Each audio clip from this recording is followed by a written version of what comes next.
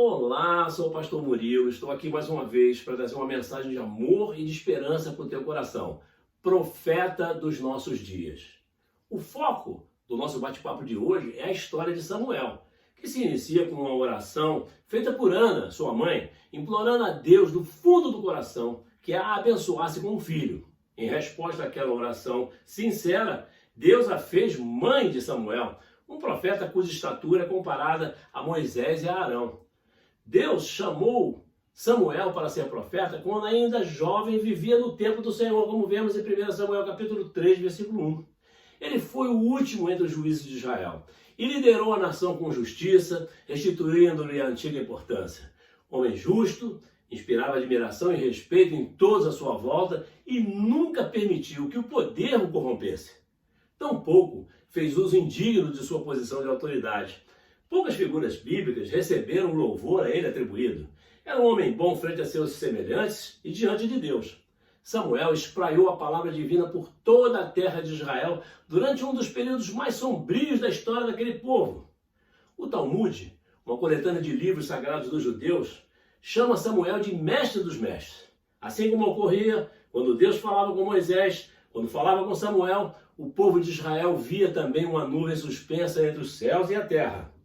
E é sob a liderança de Samuel que a terra de Israel se torna uma monarquia, cabendo a ele a missão de ungir Saul e Davi, os dois primeiros reis de Israel. Deus se revelou a Samuel quando ele tinha 40 anos, e Samuel não estava preparado para o seu encontro com Deus, pois não fora treinado para ser profeta. Não conhecia a voz nem a forma de revelação da profecia. A primeira experiência profética de Samuel aconteceu após Eli, o sumo sacerdote, ter recebido um profeta que lhe comunicou que Deus o responsabilizava pelo comportamento impróprio, indigno de seus filhos no santuário, pois nada fizera para mudá-lo. E por essa razão, a casa de Eli seria castigada e o posto de sumo sacerdote não permaneceria mais nas mãos de seus descendentes.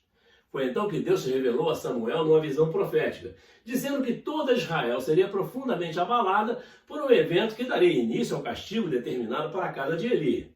A terrível calamidade anunciada por Deus a Moisés se abateu então sobre Israel pelas mãos dos filisteus, como está escrito em Deuteronômio, capítulo 32, versículo 20. Eli, o sumo sacerdote, estava com 98 anos quando morreu, e durante 40 anos liderou a nação como juiz de Israel. Com a morte de Eli, Samuel, na época com 41 anos de idade, assume então a liderança espiritual desse povo. Ele foi o último dos juízes, o maior dentre todos em Israel.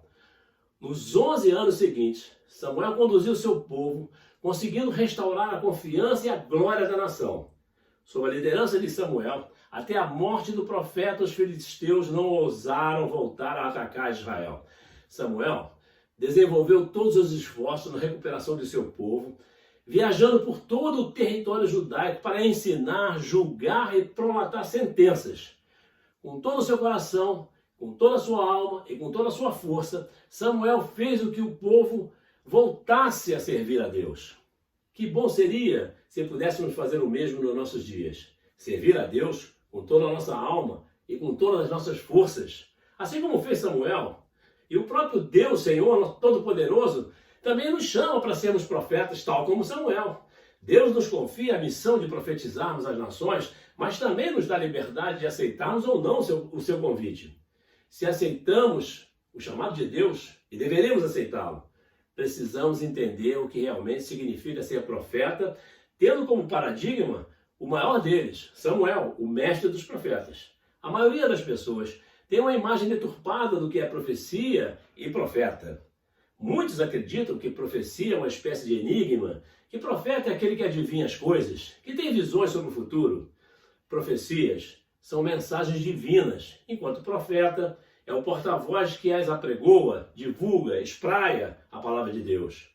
De acordo com 1 Coríntios, capítulo 12, versículo 13 e 14, a profecia é a manifestação do Espírito Santo, através do qual Deus envia uma mensagem ao corpo de crentes presentes, tendo como propósito sua edificação, exortação e conforto.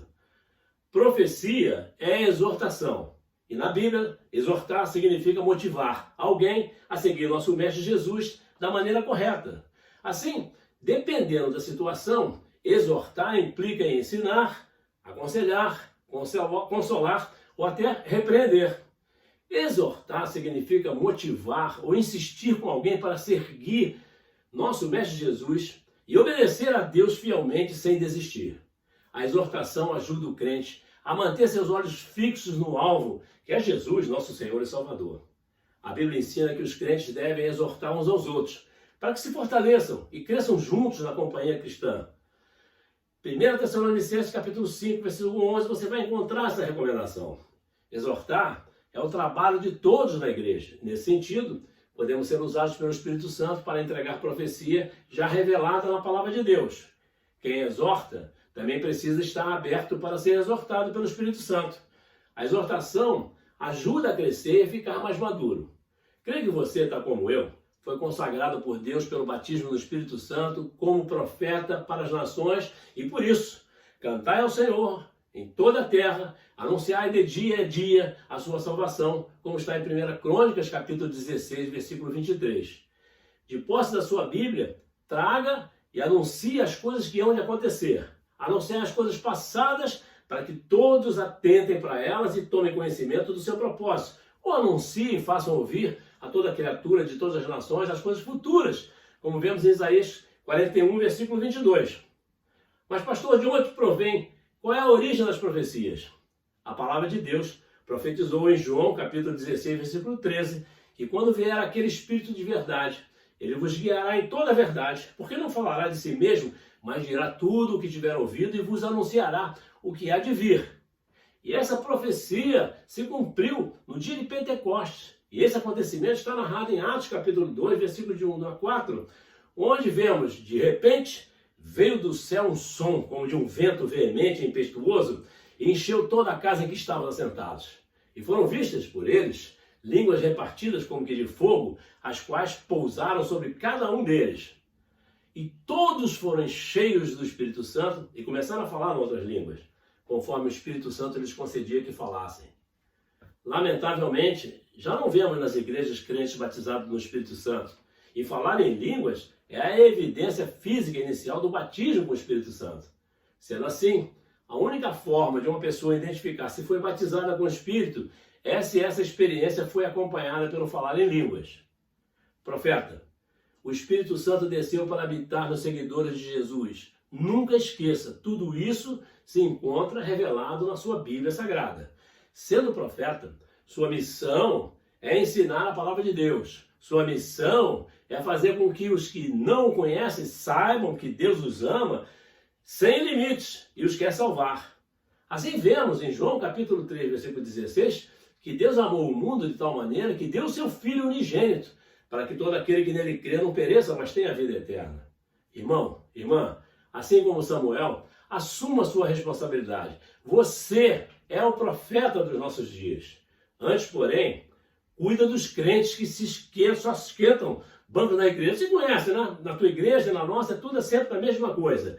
Crentes que só esquentam os bancos das igrejas, mas já engordaram, tornaram-se pesados e fartos de comida, abandonaram o Deus que os fez, rejeitaram a rocha que é o nosso Senhor e Salvador Jesus Cristo, para se arrependerem, que eles se arrependam e voltem a olhar para Deus que os formou, como vemos em Deuteronômio capítulo 32, versículo 15. Pronto, nosso bate-papo fica por aqui. Semana que vem tem mais, mas nunca esqueça, esse pastor te ama, amém? Que Deus te abençoe. Amém.